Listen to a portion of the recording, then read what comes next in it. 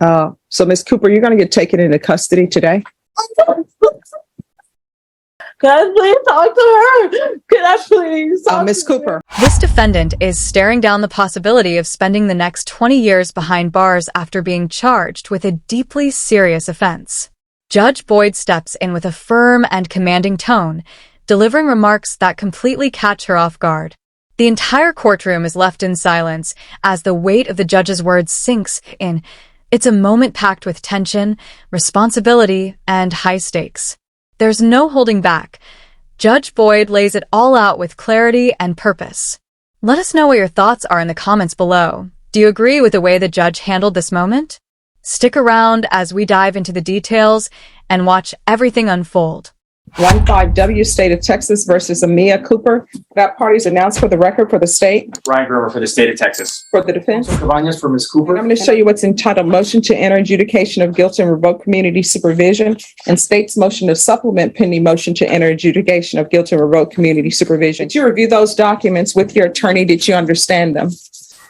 Are you the same Amia Cooper who was placed on deferred adjudication in 2015 CR 11815W for the offense of promotion of prostitution person on January 25th, 2016 for a period of 5 years? Is that you? Yes, ma'am. All right, state. Yes, Judge. Violated condition number 5 in Bell County, Texas. The defendant, Amia Cooper, did then and there fail to report to the supervision officer as directed for the months of August and September 2021 in violation of condition number 5. How do you plead to that? True or not true? True. Did you understand by pleading true to violation of condition number 5, the court could find it true, grant the motion, sentence you up to 20 years in prison and up to a $10,000 fine? Did you understand? Yes, ma'am. Knowing that, do you still wish to plead true to violation of condition number 5? Court would find violation of condition number 5 true. Is there an agreement? There isn't, Judge. All right. State, what are your requests? Judge, we're asking for revocation in this case, Judge. She was placed on back in 2016. I believe we're before the court now on a third MTR. She's had one where she was sent to SATIC, another one where she was given an extension, and now we have this one, Judge. She absconded, I believe, in whenever that first MTR that I read today was. We haven't had track of her for at least approximately a year. For her to stay on probation, we'd have to extend the case, and I think probation's recommendation or potential recommendation is state ISF. At this point, I think that she's just had, she's exhausted the resources of probation. And at some point, I think those resources are better to go to someone else. We're asking for revocation based on that fact and the fact that she is picked up all these new technical charges. We'd ask for her to be revoked. And how much time are you requesting? We'd ask for 5 years TDC. All right, defense. Your Honor, the defense is asking the court to follow the recommendation by probation and extend the case, I think for 2 years. And speaking to Ms. Cooper, she's told me about some issues that in 2021, I believe, led her to have these technical violations. One of them is the birth of a child, who I think is now 3 years old. According to Ms. Cooper at the time, she's a resident of Bell County of Killeen. And so because her son was born, there was some issues where she didn't have a home or didn't have a stable home environment, is what led to those technical violations. Why would somebody engage in activities to have a child when they don't have a stable place for them or themselves or their child? Judge, I don't know how to answer that. These are my questions. Honestly, it's as if the attorney echoed exactly what critics expected. Another familiar defense that's been stretched too thin. Arguing that her client shouldn't face jail time simply because she's a parent might sound sympathetic, but from a legal standpoint, it lacks real strength. Judges are required to weigh the facts of the crime, not just the personal circumstances, especially when the charges are this serious. And if I were in Judge Boyd's seat, I wouldn't be swayed either. This argument has made its rounds in courtrooms time and time again, and it rarely changes the outcome. When the offense is clear-cut, emotional appeals like this tend to fall flat. The justice system simply doesn't rewrite the rules every time someone brings up family ties. All right, I'll hear the rest of your argument. But she does tell me, Judge, that I think just like somebody becomes a parent, I think now she says she is going to abide by the conditions of probation. She's going to follow them to the best of her ability, including she suggested having some sort of monitoring device or to make sure that she complies with whatever conditions either Bexar County or Bell County imposes on her. All right, is there anything you wish to say, Ms. Cooper? Yes, ma'am. You want to raise your right hand? Do you solemnly swear or affirm the testimony you give will be the truth and nothing but the truth, so help you God? Yes, ma'am. You can lower your hand, state your name for the record. Amina Cooper. Why are you not following conditions of probation? Your Honor, I, throughout the time of me entering, I was struggling on getting a better apartment for me and my child. And the simple fact that my son's father is. I cannot understand a word you're saying. You're mumbling and you're speaking in run-on sentences. I was looking for a place for me and my child. And at the time of it, my son's dad was trying to take custody away from me. And throughout that time, I just lost my father as well. My dad just, but he just killed himself.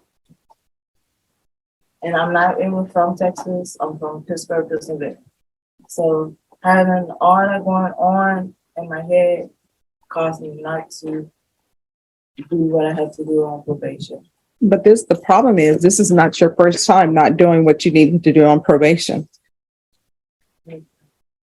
Where's your child? He's with his dad in Texas. So, I mean, you're not doing anything on probation. So I don't understand why I should continue to work with you when you're not doing what's required of you. And honestly, I know probation is asking for ISF. I don't even know how ISF is supposed to help. How old are you? I'm 20. So you're 28 years old. I don't understand how you don't report. I don't understand how you don't pick up the phone and call somebody and say, these are the difficulties I'm having in my life right now.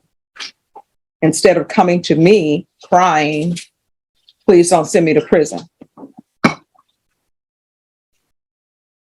So why shouldn't I send you to prison? I have a whole lot of my figure ahead of me. I know I can't understand. I know that I'm only 28 and I get that. I know. Well, not only 28. If you were before me saying I'm only 18, then I'd be, okay, this person is young, but you are 28. Not only 28, you're 28. No, I don't want. Throughout my whole life, I've been going through a lot of ups and downs. It started with my mama, and then with my dad. And what with your mom? I was young when I was separated from her. And why were you separated from her? Due to what happened to me at a young age. Okay. And that caused a lot of confusion, traumatized, depression, and everything else. So let me get this straight. Having a rough upbringing is now supposed to excuse repeated legal violations and treating probation like a casual suggestion? That's a hard argument to make stick. While judges do recognize the impact of personal trauma, the law still requires people to take responsibility for their actions, no matter how painful their past might be. The justice system does try to consider someone's background, but it doesn't mean consequences disappear. It's a balance between understanding and accountability. And when someone keeps showing up in court with the same reasons and no change in behavior, that sympathy starts to run thin. If personal struggle were all it took to avoid penalties, the whole concept of probation and the people managing it would become pointless overnight. Because I just want to stop the cycle that my family has. And I want to be the last one. I definitely don't want my child to be the one to end this. I wanted to end this cycle. And I'm asking for forgiveness and asking for another chance on my probation to do better by my mom and my dad who just died. What do you mean do better by your mom? I thought this all started with your mom. It has, because I don't talk to my mom. I don't speak to her. Because I know how she's feeling right now. I know she's angry at me and all the above. And why is she angry at you? If I have not talked to her, I know that I'm not listening to her. And the fact that me and my mom do bump heads a lot. And it's hard. But it's hard for me. So I am asking for another chance. All right, see, and here's the thing, you were back here in August. You pled to violation of condition number 2. I denied the motion. I extended you for 1 year and asked for parenting classes. So obviously, the fact that you had your son means nothing to you as far as you doing your probation. My son do means everything to me. Then why are you not acting that way? Your Honor, at the time, I was also dealing with court for him. My son's father is trying to take my rights away. I have been placed on child support for him. They also wanted me to do parenting classes. All right, and see, this is what people sometimes don't get. When you have a child, whoever you have that child with, that person has as much right to the child as you do. And honestly, if you're not doing what you're supposed to be doing, then yeah, that other parent should step in and try to take custody of their child. Because I don't know why people think that when they have a child, they had this child in a bubble with just themselves, and there's nobody else out there. All right, this is what the court will do. The court will deny the motion, alternate amend conditions to extend for 2 years. There's to be ISF, cognitive, and GPS for the remaining of the term. And there's to be no unsupervised contact with minors until further notice. That's wrong. All right, thank you. Ms. Cooper, so you're asking to be transferred to Bell County? Yes, ma'am. So who do you know in Bell County? I have my child there. I have a few, they're friends, but they're more like adopted, like you adopted them to your family, like your extended family. Mhm. So I've been getting a lot of help since I've been out. All right, and have you been maintaining your sobriety? Yes, ma'am. Actually put in a whole bunch of applications. I got a few jobs that is actually lined up, but the only thing I need to get is my ID. And I'm having issues with that because of my birth certificate. But other than that, All right, what issues are you having with your ID? one, I don't have my birth certificate or my social due to, yes, ma'am. And I've been trying to see if my mom can send it, but the puppy that she has is under a totally different name and stuff like that. Oh, well, you can go online and order it. I mean, it costs. Yeah, But if you talk to probation about that, I'm sure they'll be able to help you. yes, ma'am. All right, and when's the last time you had your UA? I want to say since the last time. And when was that? Has it been this month? No, ma'am. I'm just not hearing from probation last week. Okay, all right, so we'll do a UA today. And Bashan, Yes, Your Honor. if her UA is okay, then we'll do I'll allow for her to transfer to Bell County. And make sure that probation has reviewed that location. Yes, Your Honor. So you're going to do a UA today, okay? And what are the results going to be? I'm gonna be honest, it's gonna be negative because of my tooth. I've been having a massive toothache. Is that This one and prescription? this one? Yes, ma'am. I don't have it with me though. All right. So you're going to have to provide prescription for that. Do you understand? Yes, ma'am. And we're still going to do a UA today. All right. So Ms. Cooper, you're going to get taken into custody today.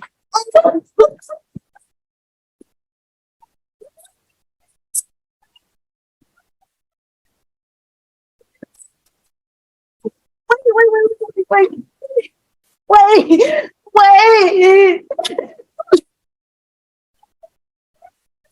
Ms. Cooper, there will be an attorney here for you today.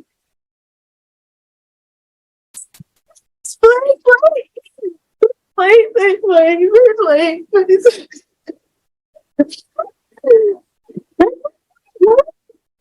Talk to her. Why you trying to fool me? Can I please talk to her? Can I please? talk Ms. to her? Cooper, we're not going to take you. Oh, I think she's going to have to go. Can I please talk to you? And Deputy Laura, we'll have an attorney appointed for her, so they'll be here to speak with her today. She's on deferred, is that correct? Yes, Judge. All right.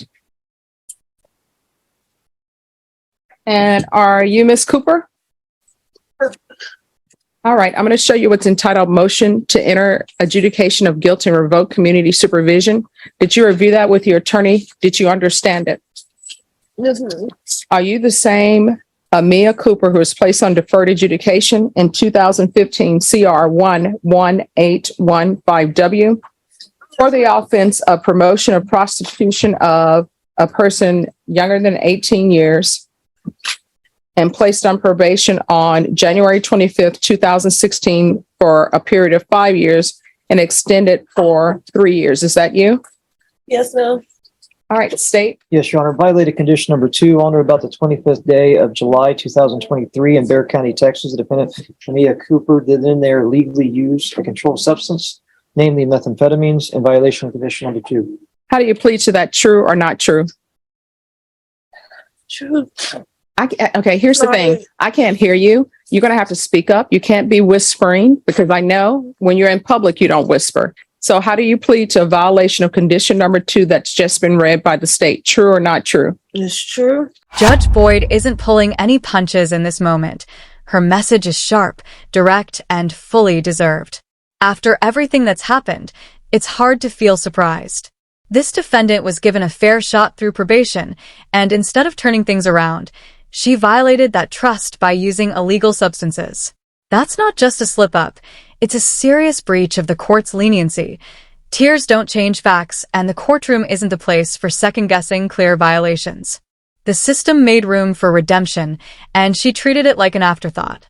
At this point, the question isn't whether she'll face consequences. It's how she'll carry herself now that reality is setting in. Judge Boyd is about to deliver her decision, and this time, there's no gentle exit. Let's head back in and see what sentence is handed down. We'll State. waive the remaining violated conditions, Your Honor. Any objections? No. Did you understand by pleading true to violation of condition number 2, the court could find it true, grant the motion, find you guilty, and sentence you up to 20 years in prison and up to a $10,000 fine? Yes, ma'am. Knowing that, do you still wish to plead true to violation of condition number 2? Yes, ma'am. Court will find violation of condition number 2 true. Is there an agreement? Yes, there is, Your Honor. And what is the agreement? It is to adjudicate guilt or revoke the individual off of probation and is sentenced to 2 years in TDC. Is that the agreement? That is our agreement, Judge. Ms. Cooper, are you asking the court to follow that agreement? Yes, ma'am. Are you waiving your right to appeal? Yes. I cannot Yes. hear you. All right. The court will follow your agreement, find you guilty, grant the motion, sentence you to 2 years in the prison, give you credit for any time served. For the record, Judge, I've been told by the court staff and the probation department, she has 576 days credit that we're asking to receive. Robert, yeah, Yes. time for her state ed status and state ISF. All right. Were those successfully completed? Yes, Your Honor. All right. And I'll give her credit for any time and inpatient treatment. Is there anything else with regards to sentencing? No, Judge. All right, we can go off the record. I understand the issues that you've had in your life, but at some point in time, you are going to have to start making better decisions because otherwise you're going to find yourself in and out of prison and back to the same place that you were before. You understand? Yes, ma'am. And if you have a significant other or somebody in your relationship who wants you to do things that are not for your best, then you need to drop them because they mean you no good. And I don't know if what I'm telling you is sinking in or not, But if you have a boyfriend out there who's making you do things or wants you to do things for fast and easy money, then guess what? That is not the person for you. And you're going to have to stop using drugs, because otherwise, what you had in your system today, that could be the last time you use. And then guess what? There would be somebody dead in Bexar County or somebody dead in a field, and they'd be trying to identify the body. Then somebody would identify the body, and it may be you. Don't be that person. You understand? Yes, ma'am. All right. Good luck. So in the end, she served just 2 months. Yes, 2 months after facing the possibility of a 20-year sentence and spending time in a treatment facility. That's a dramatic reduction by any measure, and it raises the question, was any lasting lesson really learned here? When someone walks away from such serious charges with barely a scratch, it risks sending the wrong message that with the right moves, accountability can be softened. Outcomes like this can leave the public feeling confused or even discouraged. It's not hard to see why people might feel the justice system is too forgiving in moments that demand more. Still, credit where it's due. Judge Boyd stayed composed and handled the situation with professionalism. Her quick remarks and dry wit often make these tense moments oddly compelling to watch. One of the more memorable parts? When she casually asked whether the drug test would come back clean, it was sharp yet controlled, but all things considered, just 60 days behind bars for everything we saw unfold feels like a light tap on the wrist. Personally, I would have expected a firmer sentence to reflect the seriousness of her choices. That's my take, but what's yours? Drop your thoughts in the comments below. Thanks for tuning in, and if you're enjoying these breakdowns, make sure to like and subscribe for more courtroom coverage.